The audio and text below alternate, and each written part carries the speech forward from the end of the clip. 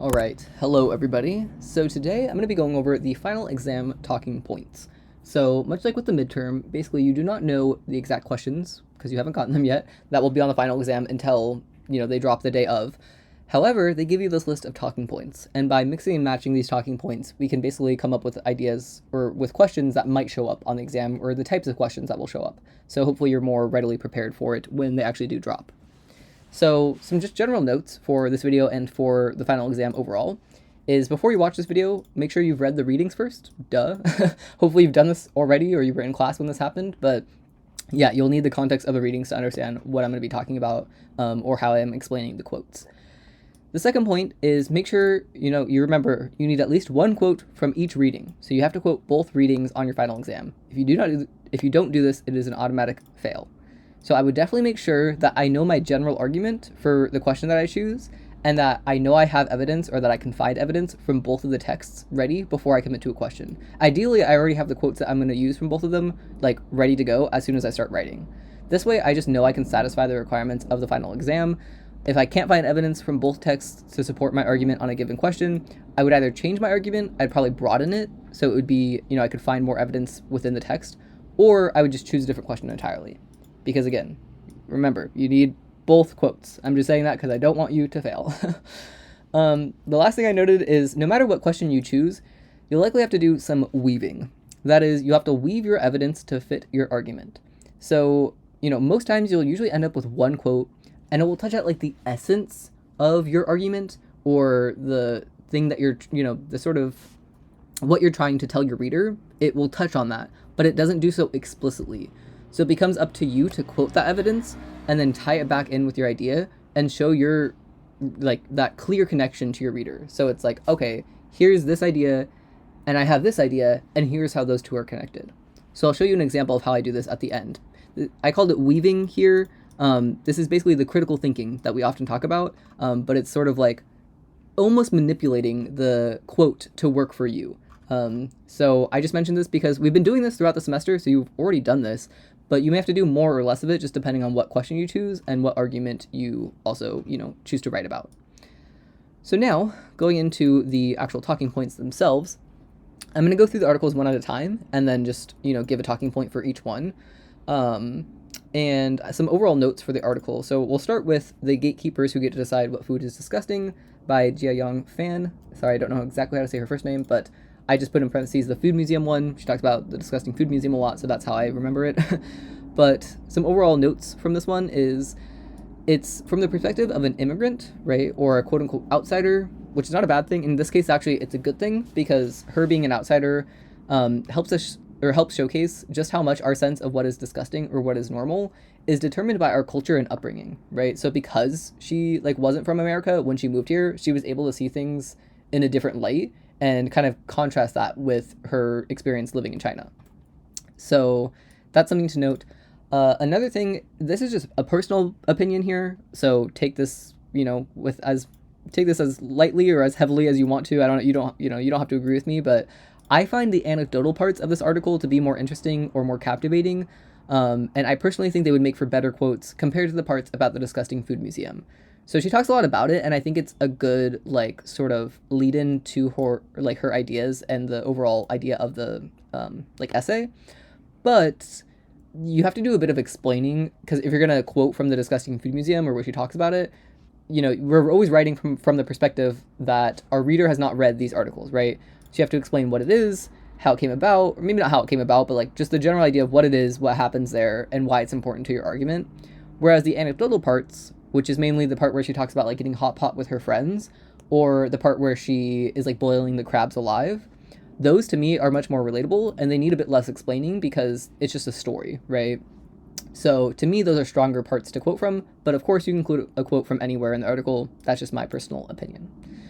So getting into the actual talking points themselves, we start off with the word omnivore. This is mentioned explicitly on page 3, where she actually talks about the omnivore's dilemma, which is the other reading. However, I noted here that if you think about the concept, right, of an omnivore, it's somebody who can eat meat or plants, right? And you'll notice that most of the gross or the disgusting foods that are listed are often containing meat or insects. And so this may be a hint that our disgust is more inflated when the food has something to do with having been alive at some point. So there are some exceptions, which are like the durian fruit, the fermented tofu, and the salty licorice. These are also foods that are mentioned or that are talked about as being disgusting, even though they're not meat related.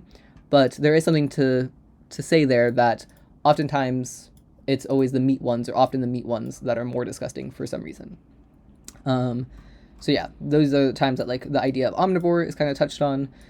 Cultural norms and traditions. There's 2 points that I found. This one is pretty on the nose, so I don't think I have to explain this one on page 7, but on number 5, it's where she goes to Hot Pot and there's all these like pig intestines and cow stomach and duck feet, and she says, all of these would have made it into a Westerner's encyclopedia of disgusting foods, but everyone at the table knew that the gusto with which we consumed the entrails and viscera connected us. So clearly touches on the idea of cultural norms. To them, it was totally normal to eat these things, or is totally normal to eat these things, but to other people, not normal, right? And so, yeah, like really depends on how you grew up, like what you deem as disgusting, quote unquote. Food consumption is the next talking point, and I kind of laughed at this one because like both of the readings, the entire idea is surrounded, like is encompassed by the idea of food consumption, right? Like the whole, I don't know, it's just like the whole paper could be quoted for the talking point of food consumption. So I think it really depends on this point, like how the question is phrased, like what angle they want you to talk about food consumption. Because for one, right on page 8, she says, when food is available only to a select few, it becomes a symbol for one's social position. So you could talk about like food consumption in terms of social class, right? Oh, certain classes of people eat certain types of food. Or you could also talk about the ethical like dilemma or ethical implications of eating types of food, right? So on page 8, she also says, the element of disgust, as detailed by the museum's placards, exists largely in the factory farms, the economies of waste, the misuse of gross hormones, and the exploitation it takes to produce these items. So really touching on the fact that like sometimes it's not even the food itself that's disgusting, but how it's made, right? So yeah, food consumption is very broad. It just depends on how the question is phrased, I think. The next talking point is social construction, and I said that this is pretty similar to cultural norms. So I included the other quote, like a quote from the same paragraph as this one, where she's talking about the hot pot, and she asks, her friends like if they had any memories, and they talk about how it was gross when they had a protein shake or pizza. So that's on page 5. Community, also pretty similar to cultural norms. You can think of community as a byproduct of cultural norms when it comes to food, right? Cultures have these norms or these rules that they follow when it comes to food, and community is the thing that comes out of that. So I use quotes that we've already seen, one on page 7, one on page 5, because it's pretty similar. The next talking point is ethical decision and responsibility. Of course, you could use a couple other quotes. Like I said, you could use this quote up here because it talks about ethics. But another one that I think is really strong is on page 9. This is the anecdotal one where she says, it occurred to me that what I felt was not discussed with the crabs or with the process, but with myself, and what I had the power to do or not to do. The doomed fight for survival is what the crabs and I had in common. So you probably want to explain the story. Oh, she had these crabs. She likes crab, but she didn't boil them herself until she got, a bag of them from her mom's friend, right? And it really touches on the idea that sometimes, we are faced so clearly with the fact that we enjoy eating something until we are forced to pull the trigger ourselves. And so should we really be eating these things, right? And that is the sort of ethical decision around eating certain types of food. Dilemma, also mentioned on page 3, or the same quote from page 3 where they talk about the omnivore's dilemma. This also could be used for a quote about dilemma. Again, it just depends on kind of how the question is phrased. But yeah, so this is the one on page 3. And of course, disgust, mentioned everywhere, but one that I think is really powerful is on page 8, where she says, to be disgusted is natural, but to understand why we are disgusted requires us to reconfigure the way we see the world. So yeah, I think, again, what quote you choose for this talking point depends on how the question is phrased. Now, moving on to the omnivore's dilemma. Some overall notes I had for this one is that the excerpt, it really captures the complex nature of living in our current world, which is a world where, many cultures' diets previously or nowadays are based around meat or use meat a lot. So for example, I'm Filipino, so there are plenty of Filipino dishes that include meat, right? And this is just a byproduct of using the food that came on the lands that, was available at the time or that is there, right? And while we used to treat these animals with some amount of respect, I would say we grew like we bred our own animals, we raised our own animals, we killed our own animals, right? I would consider that a bare level of respect. Nowadays, we farm these animals on a level of cruelty previously unreached, and this really makes us question if we should continue down this path or not. So, yeah, that's kind of the overall, like, gist or general idea, I would say, that I got from this excerpt. So, first talking point, omnivore. Of course, the word is mentioned a few times or numerous times. I would say the overall issue of the omnivore's dilemma, like what is the omnivore's dilemma, is the fact that people who find themselves with this dilemma are faced with accepting the fact that they kill animals to survive when they don't need to, as in you eat meat even though nowadays you could live as a vegan, right? You don't have to eat meat. Or you give up eating meat altogether. So I, for example, I'm not vegan, so I am dealing with this, right? And I haven't really found peace with the fact that I eat meat, but I don't kill the animals and I don't feel necessarily justified in my eating of said meat, right? So yeah. In a sense, you could say being vegan is an answer to eating meat, or eating meat like without guilt is your answer because you just don't care, or you do care, but maybe you kill your own animals or whatever. I don't know, but that's basically the dilemma, is that we don't have to eat meat anymore, right? We're omnivores. We could live off just plants, and yet most of us, or a lot of us, still do. A quote that I found is on page 1. He says, being an omnivore occupying a cognitive niche in nature is both a boon and a challenge, a source of tremendous power as well as anxiety. Omnivory is what allowed humans to adapt to a great many environments all over the planet and to survive in them, even after our favorite foods were driven to extinction, whether by accident or because of our own too great success in overcoming other species' defenses. So, yeah, that's one quote you could use depending on how the question is phrased. Cultural norms and traditions. I found one on page 2. He says, and our senses help us draw can help us draw the first rough distinctions between good and bad foods. We humans have to rely on culture to remember and keep it all straight. So we codify the rules of wise eating in an elaborate structure of taboos, manners, and culinary traditions, covering everything from the proper size of portions to the order in which foods should be consumed to the kinds of animals it is and is not okay to eat. So really just breaking down like why we kind of have cultural norms and how they work, right? It's like, being kosher versus that's the only one I can think of. Obviously, being a vegan or something, you have your own sort of rules, right?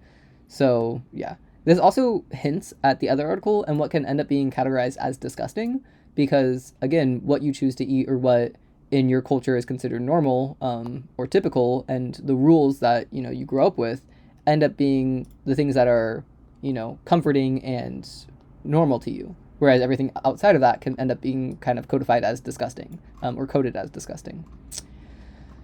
Food consumption, again, very broad, but it's also referenced throughout, this excerpt.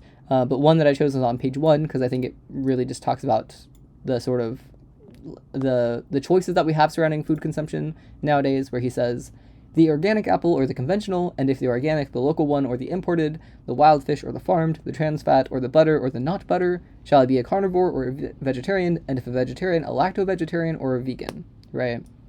So all these hint at food consumption and how we choose to consume food in today's world. Social construction, 2 quotes that I found. I think this first one is perhaps a little bit more interesting. It's on page 3. He said, there's a schizoid quality to our relationship with animals today in which sentiment and brutality exist side by side. Half the dogs in America will receive Christmas presents this year, yet few of us pause to consider the life of the pig, an animal easily as intelligent as a dog that becomes a Christmas ham. So this really it begs the question, right? Who determines what is allowed to be eaten? And all of this ends up coming from social construction, right? If you grew up with a dog, that was a social construct, right?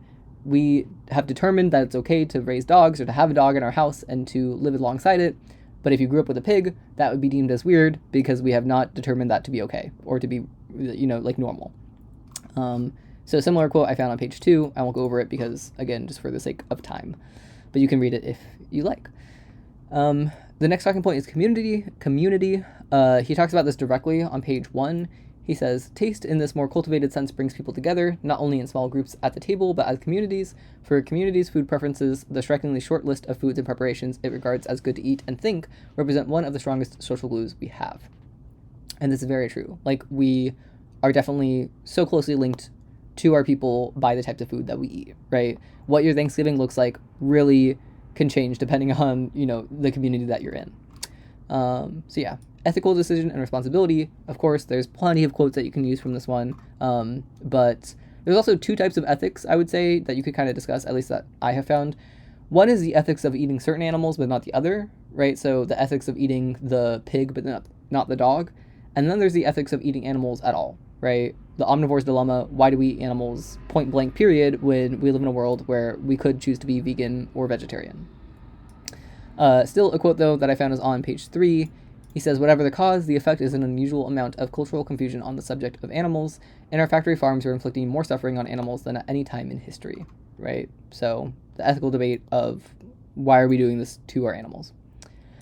Dilemma, again, referenced pretty much all over the place, but I think one of the most powerful quotes that I found is on page 4, where he says that eye contact, always slightly uncanny, had brought the vivid daily reminder that animals will both crucially like us and unlike us. We're both crucially like and unlike us. In their eyes, we glimpse something unmistakably familiar: pain, fear, courage, but also something irretrievably other. Upon this paradox, people built a relationship in which they felt they could both honor and eat animals without looking away. So here, he actually touches on both the dilemma and a bit of the solution, right? Perhaps the solution is going back to what it used to be like, right? Being able to eat the animal without looking away, being able to raise our own animals and also kill our own animals. However, because we're not currently doing that, or most of us are not doing that, we are faced with the dilemma that we're currently in. And last point is disgust. The quote that I found that I think best represents this is on page 2. He says, this didn't exactly surprise me. The meat industry understands that the more people know about what happens on the kill floor, the less meat they're likely to eat. That's not because slaughter is necessarily inhumane, but because most of us would simply rather not be reminded of exactly what meat is or what it takes to bring to our plates. So it really relates back to the crab part of the other story, or the other article, which touches on the idea that it's not the animal itself that we're disgusted at, but it's the fact that we eat the animal. So we're disgusted with ourselves for eating the animal, right? And that's, I think, more like what's more prevalent about disgust in his excerpt. There's not much disgust talked about, like the disgust of food itself, or how revolting the food can be, but of like the types of food that we choose to eat and ourselves for eating those foods, right? Specifically in this case, meat. So I know I went a bit fast, but just for the sake of time, I'm trying to kind of go through these. But I should be able to upload this document to Brightspace as well, so you have it. If not, I have gone through the whole thing, so you can kind of just skip through this video as you see fit if you want to use it as like a quote bank. But the last thing I'll do is go over a mock question and do some of that sort of weaving like I talked about in the beginning, right? The critical thinking that I was talking about. So this is a question that I came up with, and I said, some people think that everyone has a responsibility to stop eating meat for the sake of the environment. Where do you stand? Explain, right? This could come up on the exam, probably won't, but who knows? But I just chose this based off the talking points that were listed. And I noted here, it's pretty easy to find evidence for both sides from Paulin's excerpt. So I was able to find evidence from his, or I could easily think of evidence from his. But I realized it was a bit harder to find evidence from Fan's article, but it wasn't impossible. So it's not impossible, so I can still choose this question if I want to. So say my answer was yes, I think everyone has a responsibility to stop eating meat for the sake of the environment. So I have that in mind, right? I'm going to go through my readings and find evidence that would support that stance, right? I would also clarify that limiting consumption would be my goal, but completely halting consumption or stopping consumption of meat is not necessary or likely. And that would be my argument, because this question leaves room for interpretation. So, what does stop eating meat look like? Well, maybe you stop eating meat every day, but you don't stop eating meat completely, right? So on page 3, for Paulin's article, I found this on page 3, where he talks about the factory farming. I think this is pretty, it's not self-explanatory, but it's very directly related to the idea of why should we not eat meat? Well, because, there's factory farms and we're causing a lot of undue harm to our animals, right? That is a clear reason we should stop eating meat. But the more complicated one is for Fan. So on page 8, she says, the element of disgust, as detailed by the museum's placards, exists largely in the factory farms, the economies of waste, the misuse of growth hormones, and the exploitation it takes to produce these items. So here you're like, well, she does talk about factory farms as well, and she talks about discussed, but how does this really relate to why we should stop eating meat? And so, now we weave. This is what I would say to tie this back into my thesis or my general idea. So I would quote this, and then I would say, here, Fan notes that it often wasn't the food itself that disgusted patrons of the museum, but rather the process in which the food was made. When it comes to factory farming, almost anyone I know who has watched a documentary on it has come to me with faces of disgust and conflicted attitudes towards eating meat. They love the taste of chicken or pork, but when we see the behind the scenes of how we treat farm animals nowadays, we're completely disillusioned to where our meat comes from, and we can't help but feel disgusted towards ourselves for having eaten animals who were kept in such cruel conditions. These feelings of self-disgust should be all we need to prove that humans have some amount of responsibility to limit or completely stop our consumption of meat. So, you see, I start with her quote, of course. I sort of break it down, but I start with the idea of disgust, right? And I tie in the idea of how it's not the fact that we're disgusted with the meat itself, but with how it's made. And we're disgusted at ourselves, right, for even eating it. And it's those feelings of self-disgust that that is our proof. That's my proof for why we need to stop eating meat, right? So I've taken her quote that is lightly touching on my idea, my general argument. Yes, we should stop eating meat. And I'm explaining how her ideas prove my argument, right? So yeah, you can read this a few times if you need to sort of understand how I've made this connection between her quote and my argument. Hopefully it's explanatory. If not, just read it a few times, word by word or line by line. And hopefully you'll get there, because if you end up with, a question and you're like, okay, again, there's ideas in this article that are presented, but it's not explicitly laid out for me, you'll have to do something like this, where you sort of lead from the quote back to your argument, right? So, with that being said, I know I probably went a little bit fast, but I just, for the sake of time, this video is almost like 20 minutes long already. I'm just trying to go as fast as I can, but you can always watch this video as many times as you need. I will see you guys in class, I think on the 10th, so in a few days. Of course, you can always email me as well if you have any questions. Email for Professor Solinger. We just want to make sure that you guys are as prepared as possible for this final exam. And yeah, with that being said, good luck, and I will see you in class very soon. Bye for now.